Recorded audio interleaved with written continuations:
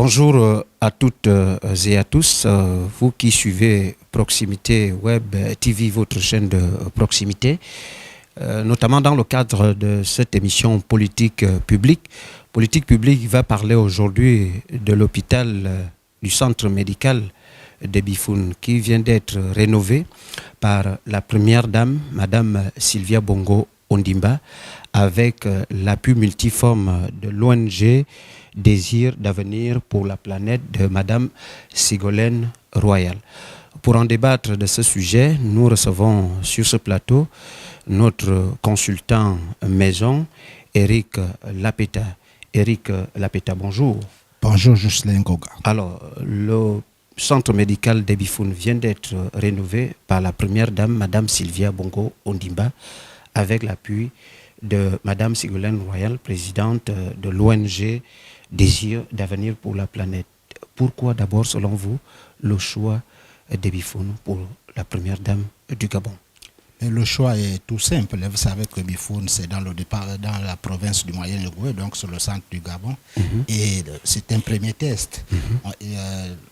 La fondation Sylvia Bongo Ondimba ici lance le projet de la maternité solaire. Donc, le centre médical de Bifoun a été choisi pour le lancement de ce projet qui tient à la première dame par le canal de sa fondation et dans le cadre des partenariats avec l'ONG Désir d'avenir pour la planète, de Madame dirigée par Madame Ségolène Royal, ancien membre du gouvernement français. C'est dans le cadre de la diversification des partenaires. Alors, est-ce qu'on peut dire à travers cet acte de la première dame du pays dans le secteur de la santé, on peut en parler d'autres secteurs multiformes pour Madame la première dame du pays? Naturellement, on voit la fondation Sylvia Bongo Ondimba d'Octobre Rose avec les cancers féminins, la lutte contre ces cancers féminins. Donc, la fondation Sylvia Bongo Ondimba n'est pas son premier acte.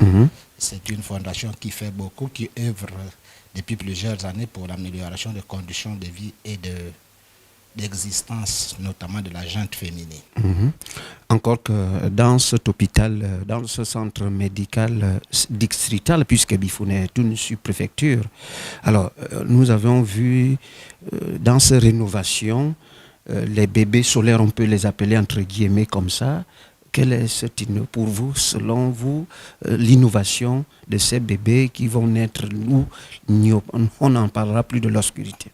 Mais c'est déjà ça, l'amélioration des conditions de vie, parce que vous savez que c'est dans le cadre de la poursuite, l'installation de la politique de proximité voulue par le gouvernement. Et d'ailleurs, ici, le ministre de la Santé et des Affaires sociales, Guy Patrick, a salué cette action qui intègre le partenariat public-privé.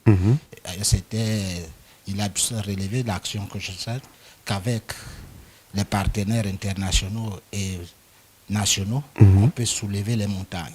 Donc, c'est dire qu'ici, cette action va vraiment droit au cœur des populations de cette partie du Moyen-Ogooué, partant du Gabon. Donc, avec les maternités solaires, les femmes ne vont plus accoucher en pleine obscurité. C'était difficile d'utiliser les lampes tempêtes comme si nous étions à l'époque ancienne. Aujourd'hui, on parle du modernisme.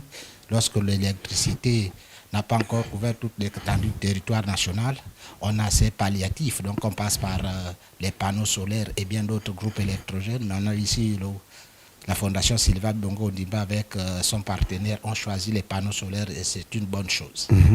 Vraiment une bonne chose. Alors, Eric, est-ce qu'il faut dire qu'après Bifoun, les regards ne peuvent pas arriver pour Madame la première dame sur d'autres localités du pays?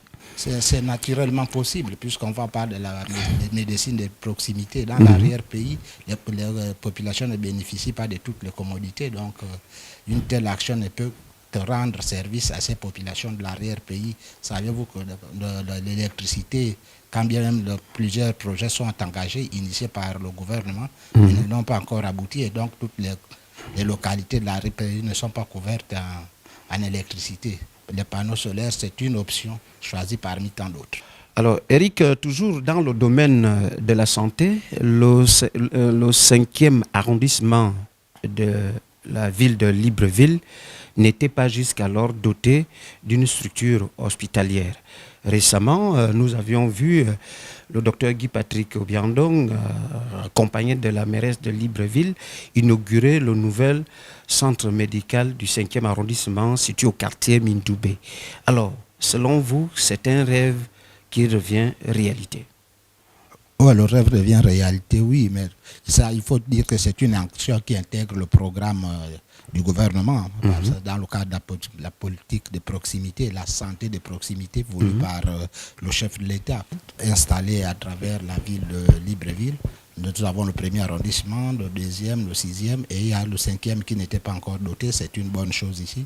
Vous voyez très bien que les populations ne sont pas obligées de partir de là pour le centre universitaire de Libreville. Il faut bien que la population de Mindoubé, la Kanté. La médecine de proximité, on intervient d'abord à l'instant T parce qu'il y a certaines maladies qui ne nécessitent pas une intervention haute.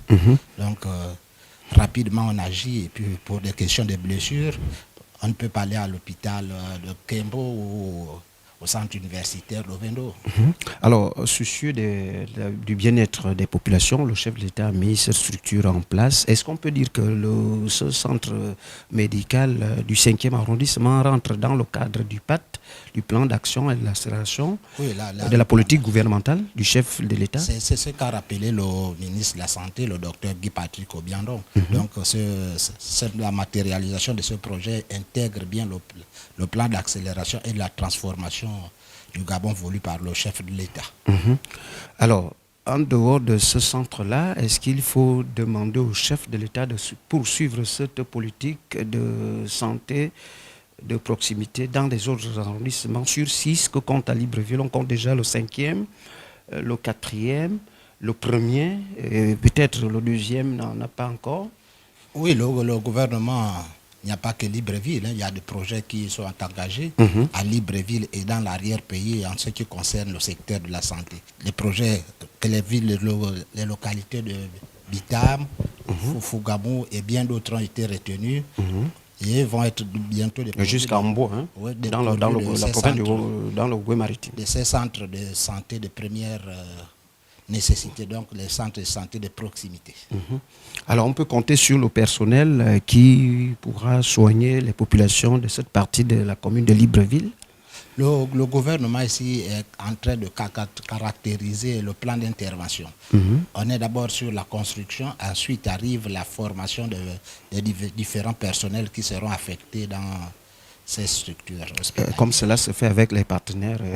Naturellement, aujourd'hui, on a des structures privées qui forment des infirmiers. Le gouvernement a ses établissements. Il y a des personnels qui sont en formation et le moment venu, ces différents personnels seront déployés sur le terrain. Alors, le maire du 5e arrondissement disait que le rêve devienne réalité puisque le projet datait sous l'ère même de Mme Rose Christiane Souka, répondant alors maire de Libreville. Mais c'est un projet, vous savez que l'administration, les hommes passent, l'administration continue avec d'autres qui arrivent. C'est un projet initié depuis. Vous avez vu que c'était sur papier, mais ceux qui arrivent ont voulu bien le poursuivre, le concrétiser, le matérialiser. Et aujourd'hui, il est effectif, ce projet. Donc, on ne peut que le saluer pour les populations de cette partie du Grand Libreville. Merci pour ces salutations. C'est sur ces mots d'Éric Lapeta que nous mettons un terme à cette émission politique publique dont le débat était axé sur la santé publique. D'abord, la rénovation du centre médical d'Ebifoun par la première dame du pays, Mme Sylvia Bongo-Ondimba, et alors le 5e arrondissement de la capitale gabonaise qui se dote d'un nouveau centre hospitalier de proximité. Merci de nous avoir suivis. À nous revoir sur un numéro de politique publique.